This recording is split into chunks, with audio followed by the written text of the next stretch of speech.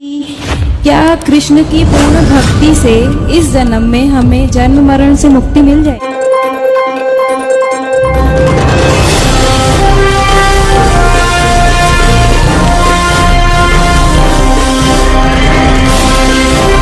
हमारा उद्देश्य किसी की धार्मिक भावनाएं भड़काना नहीं बल्कि भगत समाज को सही राह दिखाना है। दर्शकों, स्वागत है आप सभी का हमारे YouTube चैनल MP फास्ट खबर में। आप सभी देख रहे हैं हमारे चैनल का प्रोग्राम आध्यात्मिक बड़ी बहस। आप सभी के बीच हम लेकर आए हैं दो संतों की आध्यात्मिक ज्ञान चर्चा। एक तरफ है श्री अनोदाचार्य जी महाराज, तो दूसरी तरफ है संत रामपाल जी महाराज जी। आज की इस आध्यात्मिक ज्ञान चर्चा में जानेंगे क्या श्री कृष्ण भगवान की भक्ति करने से हमारा पूर्ण मोक्ष हो सकता है, क्या हम इस जन्म मरण के रोग से छुटकारा मिल सकता है।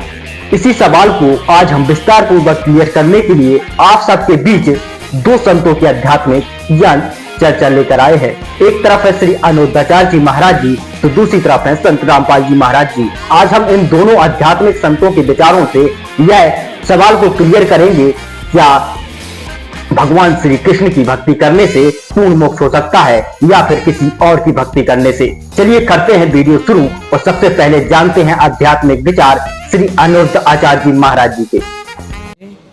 गुरुजी, मेरे दो सवाल हैं। पहला सवाल ये है कि क्या कृष्ण की पूर्ण भक्ति से इस जन्म में हमें जन्म मरण से मुक्ति मिल जाएगी?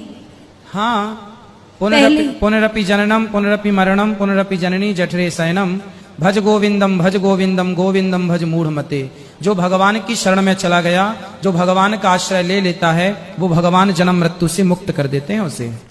दोस्तों, अभी आप सभी ने सुने श्री अनोदाचार्य जी महाराज जी के आध्यात्मिक विचार, जिनका कहना है कि श्री कृष्ण ही पूर्ण परमात्मा अर्थात भगवान है और उनकी भक्ति करने से हमें पूर्ण मोक्ष अर्थात इस जन्म मरण के रोग से छुटकारा मिल सकता है। आइए अब सुनते हैं संत रामपाल जी महाराज जी के आध्यात्मिक विचार। ब्रह्मा विष्णु महेश कितने सुखी हैं। श्री विष्णु जी के अवतार श्री कृष्ण जी, श्री रामचंद्र जी।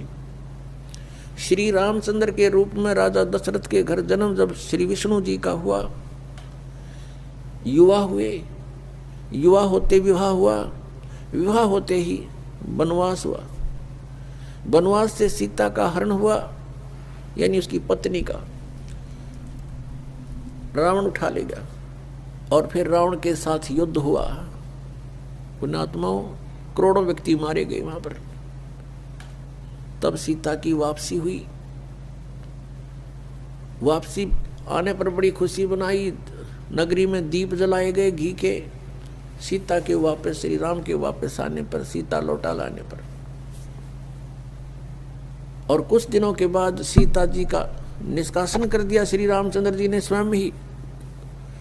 किस बात पर के एक धोबी ने व्यंग कस दिया। वो अपनी पत्नी को धमका रहा था रात्रि के समय।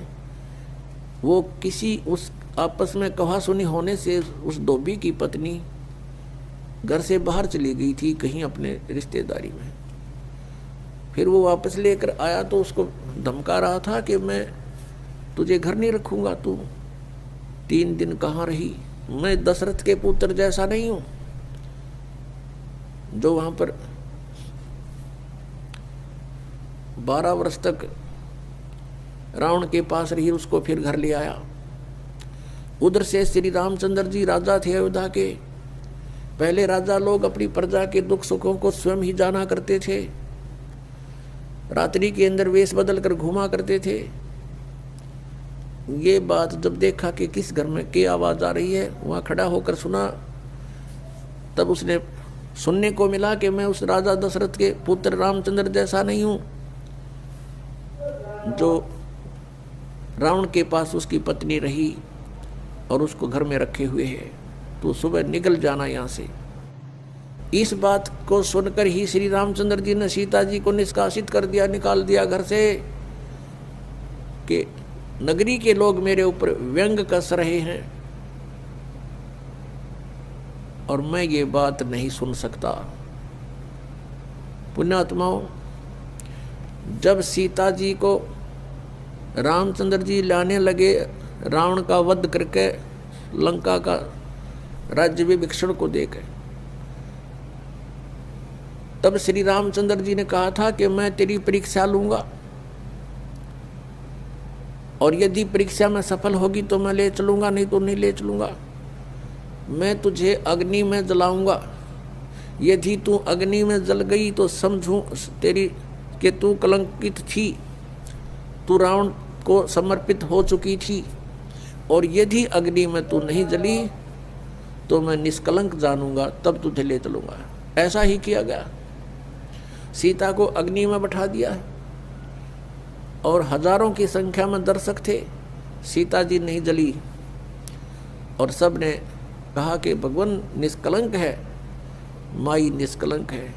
और इतनी कठोर परीक्षा लेकर के वापस अपने घर लाया था और फिर एक व्यक्ति के कहने से श्री रामचंद्र जी ने उसको निकाल दिया, अपनी पत्नी को। तो कहाँ गई वो उसका अपना जजमेंट? तो ऐसे ये राजा के योग भी नहीं थे ये लोग, और हम इनको भगवान मान रहे थे। एक गर्भवती औरत को अपनी को घर से बाहर निकाल देता है, कहीं मरो कहीं जाओ, कोई बात थी? या फिर परीक्षा लेने की क्या जरूरत थी? और क्यों इतनी दुनिया मरवाई, फिर छोड़ देता रहे, रावण के पास ही रहती हो। पुण्यात्मा, यहाँ का राजा काल भगवान है और ये नहीं चाहता कि यहाँ के प्राणियों को परमात्मा का पता लग जाए, जिस कारण से इसने इनको भगवान सिद्ध करवा रखा था अपने नकली दूतों के माध्यम से। और फिर क्या होता है लास्ट में, श्री रामचंद्र जी ने अश्वमेघ यज्ञ घोड़ा छोड़ दिया कि पूरी पृथ्वी पर शासन प्राप्त करने के लिए कि इस घोड़े को जो पकड़ेगा वो युद्ध करे मेरे साथ। वो घोड़ा उसी के पुत्रों ने, जो सीता जी ने बाहर जाके जन्म दिया था ऋषि वाल्मीकि की कुटिया में, एक पुत्र गर्भ में था, दूसरा फिर वाल्मीकि जी की मिसअंडरस्टैंडिंग के कारण एक घास से, यानी कुसा से, या घास होती है डाब, इससे एक लड़का बनाया था। ये अलग कहानी है, फिर बताएंगे। तो लव और कुश नाम से प्रसिद्ध हुए। लव तो सीता के गर्भ से जन्म हुआ था और कुश को वाल्मीकि जी ने अपनी भक्ति शक्ति से उसको बनाया था। लव और कुश युवा थे, उन्होंने वो श्री रामचंद्र जी का घोड़ा पकड़ लिया। फिर उनका पिता पुत्रों का युद्ध हुआ तो दोनों ने छक्के छुड़ा दिए राम के, और सीता जी फिर भी उनके हाथ नहीं आई और वो पृथ्वी के अंदर समा गई। और श्री रामचंद्र जी ने आकर के सरयू नदी के अंदर, अयोध्या के साथ से बह रही एक सरयू दरिया, उसमें जल समाधि ले ली इसी दुख में। अब श्री कृष्ण जी का इतिहास देख लो। श्री विष्णु जी अवतार श्री कृष्ण जी, श्री राम वाली, श्री रामचंद्र जी के जीवन वाला भोग भोग के वो प्राणी श्री कृष्ण रूप में फिर जन्म हुआ। सारा जीवन दुखी रहा श्री कृष्ण, सारा जीवन जेल में जन्म हुआ, माता पिता कैद में, कभी मामा शत्रु हो गया, कभी पूतना मारने जा रही है, कभी केसी, कभी चाणोर शत्रु हो गया, कभी जरासेंग लड़ने को आ रहा है, कभी शिशुपाल से युद्ध हो रहा है, कवासुनी हो रही है, और कभी फिर काल्यवन आ रहा है। इस दुख में श्री कृष्ण जी ने मथुरा का त्याग कर दिया और ऐसे स्थान पर रहने लगे जहां कोई ना पहुंच सके। समझदार व्यक्ति यही सोचते हैं राड से बाढ़ अच्छी होती है, झगड़े से बचाव अच्छा होता है। श्री कृष्ण जी उन सबको भी मार सकते थे, क्योंकि वो त्रिलोक के में एक विभागीय मंत्री है, एक विशेष शक्ति होती है प्राणी में, वो उनके अंदर शक्ति थी। लेकिन यही सोचा था कि किस किस ने मारूं, या तो सबकी बुद्धि भ्रष्ट। तो श्री कृष्ण जी ने द्वारका बनाई। समुद्र के बीच में एक टापू था जिसका केवल एक गेट था, द्वारिका, एक द्वार की नगरी। और ये सोच करके वहाँ यदि इतनी दूर, पहले तो कोई आवेगा नहीं, ऐसे स्थान पर जा रहे हम, और वहाँ कोई आ भी गया युद्ध करने तो हम एक ही तरफ से उसका सामना कर सकते हैं, इसलिए एक गेट था उसका, और बाकी 3 समुद्र था 3 तरफ। तो वहाँ श्री कृष्ण जी चले गए, अपना अधिकतर सारा ही जीवन वहाँ व्यतीत किया। यहाँ तो ज़्यादा से ज़्यादा 18 साल के 20 वर्ष के तक यहाँ रहे थे द्वारका में, और बाकी फिर लगभग 200 वर्ष तक जिए थे श्री कृष्ण जी, और बाकी का समय द्वारका में व्यतीत किया था उन्होंने। तो अब ये जो लोग अनजान संत ऋषि, ये गुरु नकली हमें भ्रमित करते हैं कि द्वारका का उस गोवर्धन का की परिक्रमा करनी चाहिए और वृंदावन अवश्य जाना चाहिए, मथुरा में अवश्य जाना चाहिए, वहाँ हमारे भगवान ने लीला की है, उनके चरण कमल टिके हैं, वहाँ घूमा करते थे, स्नान किया करते थे। अरे श्री कृष्ण जी यहाँ तक 20 वर्ष रहे थे मथुरा में, बाकी 180 साल तो वहाँ रहे हैं द्वारका में, और वहाँ का नामो निशान मिट गया उस द्वारका को। इसलिए वहाँ खत्म की द्वारका, समुद्र में डूब गई श्री कृष्ण जी की मृत्यु के बाद, और यादों का विनाश हो गया था, आपस में लड़के मर गए थे, और जो बाकी शेष औरतें बची थी उनको अर्जुन ले आया था, सब खाली हो गई थी द्वारका। उसके बाद वो समुद्र ने डबो दी थी, अंदर चली गई। कारण यही था कि भगवान ने सोचा कि यहाँ आएंगे फिर ये धक्के खान द्वारका में इतनी दूर, इसलिए उसका नामो निशान मिटवा दिया था। अगर आज द्वारका होती तो ये नकली कहते द्वारका में भगवान रहे थे, वहाँ जाया करो, वहाँ बहुत पुण्य होता है। उस द्वारका में तो सत्यानाश होया था, सारे यादव कटका मर गए थे वहाँ पर। आज भी जाते हैं वहाँ बहुत से श्रद्धालु। तो कहने का भाव यह है कि जब तक आत्मज्ञान बिना नर भटके, इस तत्व ज्ञान बिना नर भटके, कदे मथुरा कदे काशी। फिर श्री कृष्ण जी का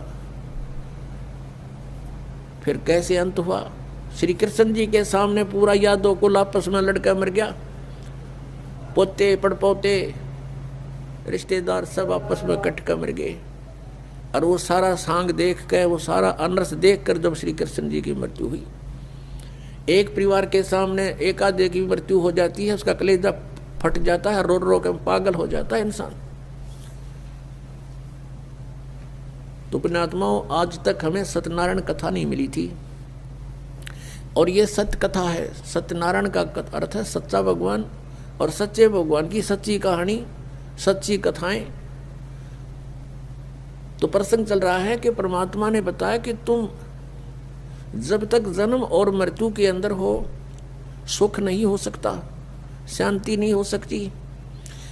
अब इंद्र सोचता है ब्रह्मा विष्णु महेश सुखी होंगे। अब इन ब्रह्मा विष्णु महेश की आप देख रहे हो, श्री राम की, श्री विष्णु जी की, श्री कृष्ण जी की कैसे दुर्गति हुई। दोस्तों, वीडियो अच्छा लगा हो तो वीडियो को लाइक कमेंट शेयर जरूर करें, और वीडियो से संबंधित अपनी राय हमें कमेंट बॉक्स में अवश्य दें। अगर आप सभी हमारे चैनल पर पहली बार आए हैं तो चैनल को सब्सक्राइब अवश्य कर लें। मिलते हैं ऐसे ही वीडियो के साथ नेक्स्ट वीडियो में, तब तक के लिए जय हिंद।